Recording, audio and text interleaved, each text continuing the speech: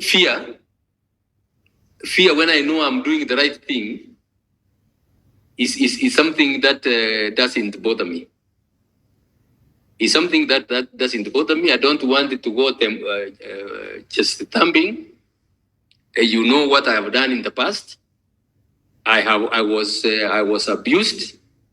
I was harassed. But by God's grace, I stood firm, and I think that's why I'm here. If I hadn't stood firm, I would not be here. With the position of head of state given to me, I will exercise the powers of that office for the good of the Kenyan people. I will exercise the powers of that office firmly for the good of the people of Kenya.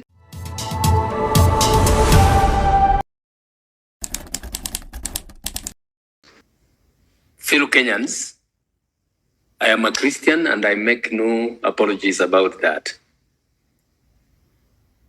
In my faith and my reading of the Bible is that we should be honest people. We should be honest people, and being honest is being honest even when nobody's watching. That's my view, and I stand for that. And when I stand for that, my conviction is that I should not take anything from anybody which does not belong to me, including the state. You know, when you are taking money from the state and somebody dies of malaria, as far as I'm concerned, you are a murderer. Somebody who would have had, drugs and treated and they dies, you're a murderer. Let's call a fact a fact. Let's call, a spade a spade. So what I stand for is, and that's my conviction, I am not a perfect man. I have never claimed to be a perfect man. But what I stand for is that I should be honest with the people I deal with, including everybody, even with my own children and everybody I deal with. So that's what I stand for. Quite a number of you have asked me why I should not step out. Dan, thank you for the question. Why have I not stepped out? There's a lot of time. Not that I'm waiting for time. There are a few things that are being done. By not stepping out and going to meet the people, I'm in town halls, and I have already. I started. I hit the ground running quite a while ago. There is a lot of work to be done, even paperwork. So we are not just sitting idle. We are moving. Like next week, I have programs where I'm going to meet some people, and you will see. In fact, some of them are even from tomorrow. So we are moving on, and in due course, you will see me all over the country, and talking to people. Dan, you also asked about bringing back our money. One thing I want to remind everybody is that there is no limitation period for crimes. When we get into the office, is a question of, audio state has been talked a lot. We will get the system to look through that and deal with those who have stolen public money. That all that we need to do is get the records. As I said, we need to have competent people manning institutions. So we need to have investigators. One thing I am going to do is to ensure that we have qualified investigators who are going to investigate cases. If it is crimes, they are going to investigate crimes and deal with those who are found to have violated the law. On economic crimes, we have very, very competent people. And in fact, as a matter of fact, my view is that You give them the freedom and the trust that you trust them, demand from them accountability. And they will do it. They will do it. But when you give them mixed signals, they don't know what you are going to do. They don't know whether if you are getting all of Njoroge or Nyakundi, how you are going to react. But if you give them the freedom, if you give the investigators, and I'm talking about even the ESCC investigators, for example, tell them here is a case, or you have even found it out yourself, investigate it, and say why we can't take action against those who have committed crimes. So we are going to follow those who have committed crimes, and the law will take its course. I will, on my part, facilitate the investigative agencies and make sure that they do their work as they are supposed to do. You've talked about, Wanjiru, you talked about international relations. A very pertinent issue. It is extremely important that as a nation, our diplomatic relations with other nations should be a very serious issue that we should take into account. We should not create chaos in another country. We are not supposed to create any chaos in another country. In fact, as a matter of fact, Kenya has been a mediator and has done very well in the past. We should get back to that position where the Kenyan opinion is believed.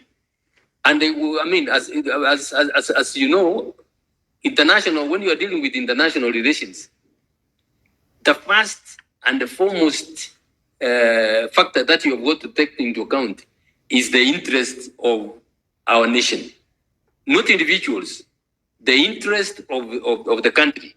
So if you get somebody using his position to perhaps enrich himself and at the expense of the state, that one we will stop. We can't have that. It will be stopped. Those people in the diaspora, the question I think was whether or not we care about them. You have already had one of them talking from there. In fact, I am in communication with quite a number of them. Issues that they have raised, we are going to address. And remember, they are voters like everybody else here. Besides being voters, they are Kenyans and they are entitled to a protection of the law of their country and facilitated to be able to operate. As a matter of fact, you know, the remittance from our brothers and sisters in the diaspora goes a long way to give us foreign exchange. That's a constituency we should support, and so that when they do well, the country does quite well. Ronyo, you said whether some money is not going through the consolidated fund. I have been told about that. We have had even reports that sometimes money is carried in bags from banks, including central bank. You know what that means. We will go into that, investigate, and take action against those people. Those are the saboteurs of our economy. Those are the saboteurs of our economy. And if we cannot rein in such practices, we will grind the country into a halt. You get people, who have looted the economy. They come around here and they look at you as though you are a beggar, or even if you are a beggar, you are a human being. There is one diplomat who said once they have taken all that money, they come puking on our shoes. We will deal with those people firmly. I can assure you, Kenyans, trust me, I will deal with those firmly. I thank God for the fact that fear fear when I know I'm doing the right thing is something that doesn't bother me. It's something that doesn't bother me. I don't want it to go just thumping. You know what I have done in the past. I was abused. I was harassed. But by God's grace, I stood firm, and I think that's why I'm here. If I hadn't stood firm, I would not be here. With the position of head of state given to me, I will exercise the powers of that office for the good of the Kenyan people. I will exercise the powers of that office firmly for the good of the people of Kenya. If I don't, I will be lying to the Kenyans. If I don't exercise those powers as I'm supposed to, of course fairly, through due process, I would be lying to Kenyans. And I've said I don't want to lie to Kenyans. Evans Onyango, you have talked about land injustices, land taken, which people have taken. Somebody was telling me that, in the recent times, land from universities, prisons, and others have been grabbed. I want to give public notice. If you are being sold land which has been taken from our institutions, take care. You are not going to have that land. If we take all the land from the universities, are we going to close? Are we not going to expand? How are the universities going to run? If we take land from institutions that require even more land, what are you telling Kenyans? The notice is given. Notice is hereby given, as the lawyers, as we lawyers say, to those who are going to be involved in a land which has been grabbed from the state. That land will be restored to the institutions. So I want to assure Kenyans that I will be firm. I will be firm, and I will deal with the issues very, very firmly for the good of the country. Everybody, every Kenyan matters. Every Kenyan matters, and they should be given equal treatment before the law, and everyone. Thank you.